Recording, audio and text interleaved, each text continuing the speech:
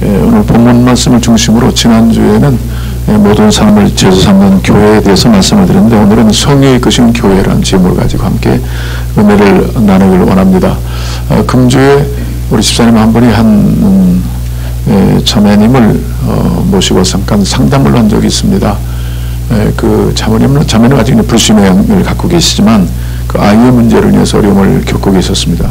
단지 그 어머님의 어려움만이 아니라고 보는데요, 이 땅에 있는 그 아이들로 인한 많은 어려움이 있다고 보는데, 그게 착하고 성실했던 아이, 아주 지혜가 있어서 남이 들어가기 어려운 그 중학교를 그냥 그렇게 합격하고 공부를 열심히 했던 아이가 갑자기 이렇게 변화가 돼서 학교로부터도 지금 염려가 되고 가정으로부터 어머님은 심각한 문제가 있고, 이런 문제를 안고 있어서 거기에 대한 좀 상담을 요청해 와서 집사님이 모시고 와서 같이 상담을 나눈 바가 있습니다.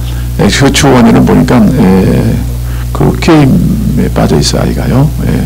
학업도 뭐 어머니 관계도 상당히 지금 다 많이 깨어진 상태에 놓여 있는데, 상당히 가능성 있는 아이인데 현재 우리 지금 많은 시간, 많은 정력을 거기다 쏟고 있더라고요. 많은 분들의 염려를 갖고 있었습니다.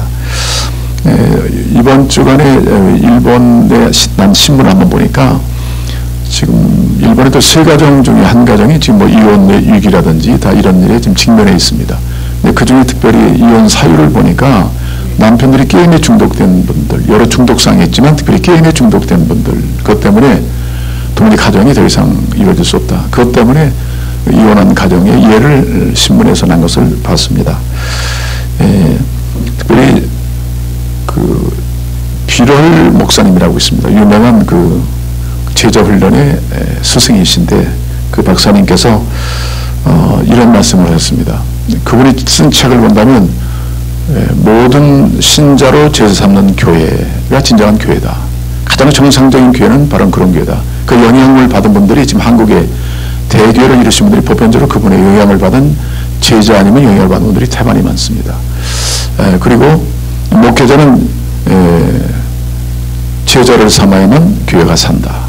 그런 말씀을 분명히 정의하셨어요. 그분이 하신 말씀은 뭐냐면 1980년대에 이런 말씀하셨어요. 텔레비가 세상을 제자화시키고 있다. 그 말이 맞는 것 같아요. 요즘은 스마트폰이 뭐 제자화시킨다, 아이들을. 또 인터넷이 세상을 제자화시키고 있다. 교회 사회의 본질은 제자화입니다. 이 사역을 놓치면서 교회는 점점 선교의 동력이 떨어지고 있고, 세상은 번성하고 있습니다. 특히 이런 그 요즘에 근대에 가장 크게 부흥하는 그 번성하는 사업장들을 보면, 회사들을 보면 되게 그 멘토링 훈련을 많이 하더라고요. 일종의 그건 사람 훈련입니다. 지도자 훈련. 이걸 통해서 또 다른 지도를 남으로 그 회사들이 더 강해지도록. 그래서 삼성도 그렇고요. 많은 대기업들이 가장 힘쓰는 게 뭐냐면 사람을 키우는 거예요. 요즘에 근자의 세상에서 가장 좀 강력하게 부흥하고 있는 번성 사업장 보면 되게 네트워크 사업입니다. 네트워크의 중심은 되게 보면 우리 성경에서 배우는 것들이 많아요. 사람을 훈련시켜서 또 다른 사람을 낫게 하는 것. 이런 원리를 잘 배워서 사업들이 번성하고 있는 거예요. 교회가 잠자고 있을 때, 교회가 이런 부분에 늦추고 있을 때 세상은 번성하고 있습니다. 그러니까 이 원리를 교회가 적용해야 되는데, 이런 부분에 있어서 다시 한번 우리는 교회의 존재 목적, 교회의 본질, 핵심적인 사역, 중심, 주님이 시작하시고 주님이 다시 오실 때까지 이루어져야 할 교회의 본질, 이것이 무엇인가를 교회는 바로 인식해야만 됩니다. 어떤 면에서는 이 제자를 삼는 사역은 바로 심장과 같다고 그래요. 심장부다. 그러니까 심장이 약해지면 모든 기관이 별로 의미가 없습니다. 교회 여러 사역들이 몸 안에 있습니다. 그러나 심장, 이 제자 훈련 사역이 멈춰버리면, 사람을 전도하고 양육하고 계속 성장하도록 돕지 않으면 모든 사역은 어느 순간 소멸되고 어느 순간 나약해지기 시작합니다. 심장이 건강해지듯이. 그렇습니다. 그런 측면에서 교회의 가장 중요한 사역의 핵심을 어디다 두느냐. 그래서 예수님이 가르쳐 주시고 예수님이 본을 보여주시고 예수님이 명령하신 이것에 끝까지 관심을 두지 않으면 어느 순간 교회는 잘 돼가도 신자도 믿음이 떨어지거나 교회도 약해질 수 있다는 것은 현대 모든 교회들이 경험하고 있는 겁니다. 저희도 예외가 아닙니다. 지금 한국 교회도 잘 나가다가 지금 많이 떨어지고 있습니다. 이런 예들을 우리가 눈앞에 보고 있고, 오늘 미국의 갤럽 조사에 한다면 복음주의 교회들 신도 2,200만 명을 대상으로 조사를 했습니다. 교회에서 정말 기도하고 전도하고 양육받고 사람을 양육시킨 적이 있는가? 그런 가장 본질적인 질문을 던졌더니 7%만 대답해서 7%. 예. 2,200만 명 중에 7%만 그렇게 하고 있습니다라고 답했다는 것. 이것이 전 세계 기독교의 위기를 초래하고 있다. 거기서 이렇게 말한 바가 있습니다. 여러분 그렇습니다. 우리가 어디에 지금 주께 우리 삶을 드린다고 했는데 어디에 삶을 드릴지, 어디에 목숨을 드리는 건지, 어디에 내 하나님께 헌신해야 되는지 이런 부분이 분명히 드러난 것은 관념적인 그리스도인으로 교회에 머물러있는 그리스도인의 자리로 계속 유지할 수밖에 없다. 세상은 달라지고 회사도 달라지고 사업장도 변화되고 있습니다. 그 예수님의 제자의 모범을 본받아서 그런 사람이 사람을 낳는 이런 일로 인해서 세상도 번성하고 있는데 정말 땅끝까지 복음 증거할 교회가 이런 일로 만약에 잠자고 있다면 그 교회는 희망이 없는 거죠. 그래서 빌라르 목사님은 가장 정상적인 교회는 제자 사역을 하는 교회가 정상적이다 이렇게 말하고 있어요. 저는 오래전에 이분의 책을 읽으면서 도전을 받았고 그 사역에 헌신하고 있습니다. 여러분 우리는 계속적으로 마태복음 28장 18절 20절은 주님의 생명령이잖아요. 예수님이 오셔서 제자를 삼고 양육하시고 마지막 승천하기 전에 사랑하는 제자들에게 너희들은 모든 민족을 제자 삼아야 된다. 그리고 성경을 보내주겠다. 이렇게 말씀하셨거든요. 그러니까 이 말씀을 우리가 읽고 들을 때마다 가슴이 좀 뜨거워져야 돼요. 뭔가 내 심령이 각성이 일어나고 내 삶의 목적을 다시 회복하고 다시 한번 꿈을 다시 한번 되찾고 이 말씀을 암송할 때마다 말씀을 역사하셔서 꿈 있는 하나님 백성들로 세상에 내가 어떻게 살아야 되는지 왜 살아야 되는지 교회가 왜 존재하는지 우리가 왜 일을 해야 되는지 왜 사업을 해야 되는지 내가 무엇을 해야 되는지 이 결정적인 것이 뭐냐면 사람을 주께로 인도하여 잘 섬김으로 제자를 삼고 그가 또 다른 사람을 제자 삼아서 하나님의 꿈이 세상에 실현되도록 하는 이 꿈을 교회가 가져야만 이 땅에 정말 후회 없는 교회 후회 없는 신앙생활 인생을 살아야 될 줄로 믿습니다. 여러분 하나님의 꿈은 하늘에 계신 하나님께서 이 땅은 다 죄악으로 인하여 다 죽음에 빠져 있고 또 사탄의 지배 권한이 있는 것이 이 세상의 현주수잖아요. 자 이런 나라를 그는 볼 수 없어서 주님께서 예수님 보내주시고 이 땅에 당신의 나라를 세우러 예수님 보내주신 거예요. 그래서 죄와 사망을 허물어 버리시고 십자가로 부활로 그리고 귀신을 쫓아내시고 완전히 이 땅의 진정한 메시아 그 하나님 말이 이 땅의 주인을 선포하신 거예요. 하나님 나라의 왕은 바로 하나님이십니다. 아멘. 그래서 그분이 이 땅에 오셔서 예수님 오셔서 귀신을 쫓아내고 병든 자 고치고 죄인을 해결시켜서 구원받고 하나님의 백성을 다 만들어 왔잖아요. 그러니까 이 사역을 계속적으로 누가 하느냐는 것이죠. 이 위대한 사역을 예수님 승천하시고 마지막 명령이 다 보여주셨잖아요. 죽음 십자도 보여주시고 부활도 보여주시고 3년 동안 얼마나 제자를 양육하셔서 사랑하셨어요. 그리고 마지막 명령이 모든 사람을 다 제자로 삼아야 된다. 땅까지 복음 낸 위해서 지금 이 세상을 침투해서 지금 지하금에 빠진 영혼들을 다 구원해 하나님의 시민으로 만들어라. 이것이 우리의 꿈인 거예요. 교회의 꿈인 거예요. 아멘. 꿈이에요. 이것이 하나님의 꿈. 예수님이 꿈을 실현하기 위해서 목숨을 버리셨어요. 십자가를 지셨고 부활로 완성시키셨어요. 그리고 누구도 예수 믿기만 하면 구원을 주고 하나님의 시민이 되는 이 놀라운 역사를 하나님이 꿈꾸신 대로 예수를 통해서 이루신 줄로 믿습니다. 그런데 이 사역을 주님이 승천하시면서 모든 민족의 죄를 사하라 이 마지막 명령을 우리 교회 가운데 하신 거예요. 교회들 가운데. 초대교회가 이 명령을 받들고 계속적으로 제자로 삼고 성령 안에서 일함으로 인해서 사람이 사람을 낳고 또 사람이 낳고 이런 걸 통해서 세계 만방에 지금 하나님 나라가 온전히 세워져 가고 있는 줄로 믿습니다. 여러분 그렇습니다. 그리고 주님이 땅에 오셔서 진짜로 말씀드렸지만 오셔서 한 일을 가만히 살펴보셔야 돼요. 오시자마자 교회를 진 것도 아니잖아요. 왜? 무려 여러분 예수님 따라가는 사람들이 한두 명이 아닙니다. 12명이 아니잖아요. 배고픈 사람들 빵 얻어먹게 왔죠. 빵 때문에 온 사람도 있어요. 또 병 낫게 온 사람 많아요. 다 주님 피해서 오셨어요. 주님은 다 먹이시고 고치시고 입혀주셨어요. 주께 오신 자를 거절한 적이 없어요. 다 받아놓으셨습니다. 그리고 당신의 나라의 백성으로 삼으셨어요. 근데 이런 일로 멈추는 것이 주님의 아니란 말이에요. 하나님의 꿈을 실현하기 위해서는 이렇게 주님 곁에 필요를 위해서 따라하는 사람 가지고는 안 되는 거예요. 그러니까 허다한 머리가 주님을 따라올 때 주님은 거기에 막 그냥 교회를 짓지 않았으면 하지 않았다니까. 여기 위대한 일을 하자, 집회를 갖자 이렇게 말씀하지 않았어요. 여전히 한 사람 한 사람을 전도해서 그 사람을 양육해서 제자로 삼는 사역했단 말이에요. 아멘. 이게 꿈 있는 사람의 모습이고 꿈 있는 교회의 모습이에요. 내가 성장이 안 되는데 다른 사람을 사랑할 수 있나요? 섬길 수 있나요? 항상 난 제자리에 머물러 있는데 앞으로 갈 수 있나요? 못 가는 거죠. 어쩌니 할 수 없는 거죠. 그래서 주님은 끊임없이 제자를 양육하신 거예요. 그래서 어떤 교회 사역은 이것은 하나의 열매고 성장했을 때 나타나는 열매이지 본질적인 심장은 사람을 낳고 양육해서 계속 훈련시키는 거예요.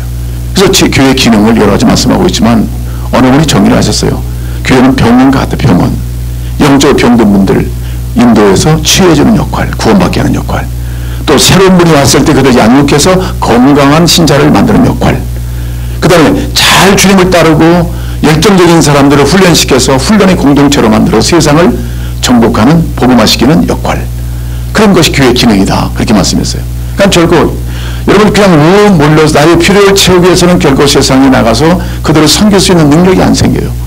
그러니까 3년 동안 열심히 훈련받아요. 예수가 누구인지, 영적 가치관을 정립하고 내가 뭘 선택하고 무엇이 옳고 바른 그런지를 분명히 예수를 중심으로 배워서 이런 주님 안에서 사는 훈련을 계속 쌓았단 말이에요.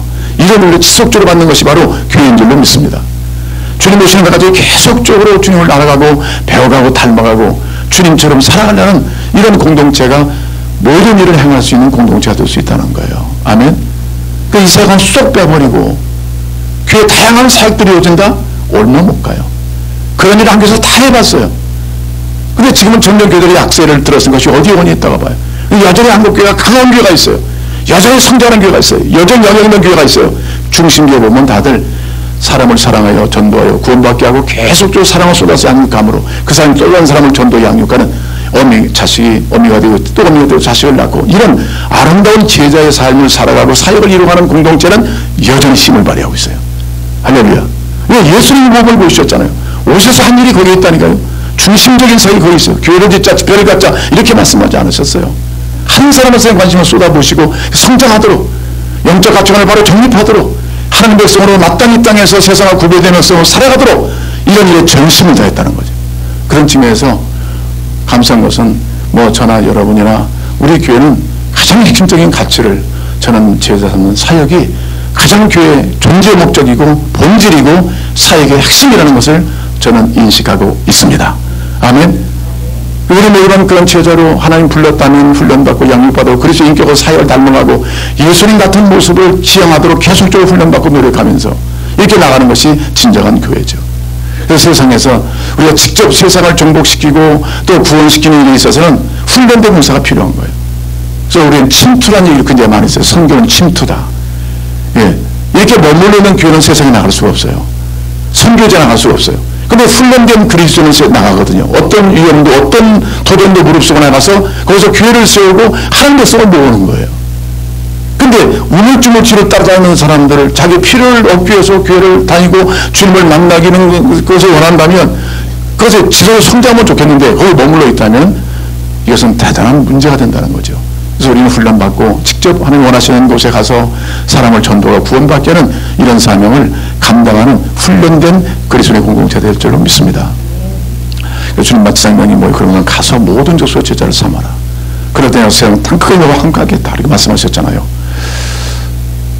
그렇습니다, 여러분. 우리에게 주어진 이 하나님의 꿈을 실현하기 위해서 내가 참 제자로 불러받았는데 잘 훈련되고 있는가? 주님을 닮아가고 있는가? 주님을 또 알아가고 있는가? 그만큼 우리 성장하는 것이고 그만큼 하나님의 사역을 폭넓게 감당하게 될 줄로 믿습니다. 이 전쟁, 영적 전쟁이죠. 교회는요. 이 세상에 놓여 있으니까 이 세상에 지금 다 죄악으로 또 마귀의 어떤 영역 안에서 교회를 상당히 침략하고 있잖아요. 이럴 때 교회들이 영적 군사들을 무장해서 기도와 말씀으로 퇴치하고 하나님의 백성들을 주기로 인도하는 사명까지 감당하게 되거든요. 우리 지키는 일만 급급한 것이 아니라 나가서 그들 속에서 하나님의 자녀들을 주기로 인도할 책임이 교회 가운데 있습니다. 그러니까 훈련된 군사들이 나가는 거예요. 그래서 훈련이 중요한 것이죠. 군대에서 이렇게 총을 쏠 때도요. 잘 훈련된 사람이 총을 쏘면 적을 향해서 분명히 쏠 수 있습니다. 정확히 맞출 수 있어요. 근데 훈련되지 않은 사람이 총을 맡겨버리면 아군에게 쏜다니까요. 그래서 특히 이제 사격 훈련 받을 때는 엄청난 그런 훈련과 기강이 필요합니다. 함부로 잘못 따르면 큰일 생사 문제 걸리니까. 그래서 우리는 잘 훈련된 그리스도인은 분명히 적이 무엇인지를 알고 쏘아요. 근데 훈련되지 못한 그리스도인은 아군끼리 쏜다니까. 그래서 교회끼리 스스로 싸우다가 자멸하는 교회가 한 군데가 아니에요. 이게 훈련의 가치라니까요. 그리스도를 안다면, 그리스도의 마음을 안다면, 그리스도의 진리를 안다면 우리가 분명히 선택에 분명한 선이 있을 거 아니에요. 그런 측면에서 우리는 주님께서는 훈련된 그리스도를 양육해서 세상을 정복하고 다스리는 이 사명을 우리에게 주신 줄로 믿습니다. 아무나 나가는 게 아니에요. 오늘 여기 나오신 분들은 다 누군가가 여러분을 주께 인도했을 거예요. 그분들은 훈련된 그리스도를 볼 수 있어요.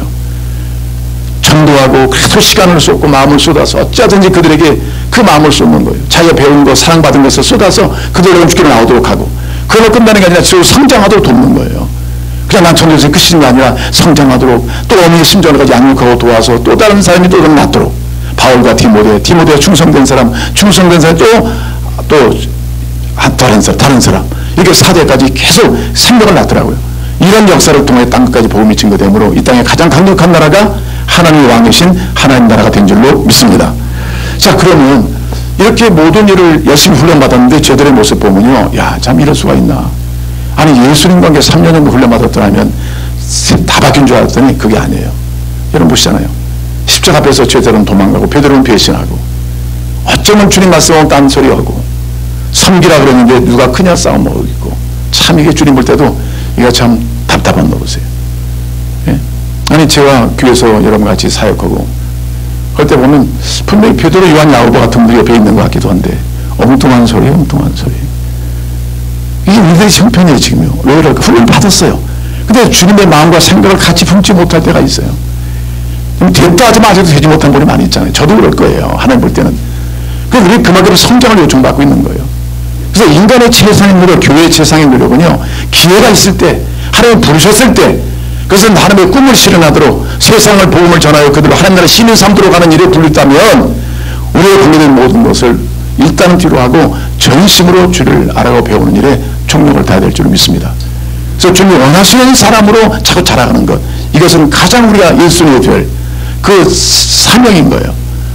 자, 그런데 그것을 끝내는 것이 아니죠. 그걸 다 했는데도 결국은 제자들은 막상 예수님 십자가 앞에서 도망갔다. 그걸 본다면 주님께서 말씀하신 것이 맞아요. 저희를 양육하면서 내가 이제는 아버지 나라로 가니까 너에게 보혜사 성령을 보내주겠다. 그래서 인간의 최선의 노력은 제자로 훈련되는 거예요. 교회의 최후의 노력은. 그러나 하나님의 최선은 뭐냐면요, 성령을 보내셔가지고 부족한 제자들을 하나님의 영으로 채워서 하나님의 선교의 완성을 이루도록 하시는 거예요. 아멘. 성령이 오신 거예요. 확 변화됐습니다. 사도행전 보십시오. 이런 변화가 어디서 온단 말인가.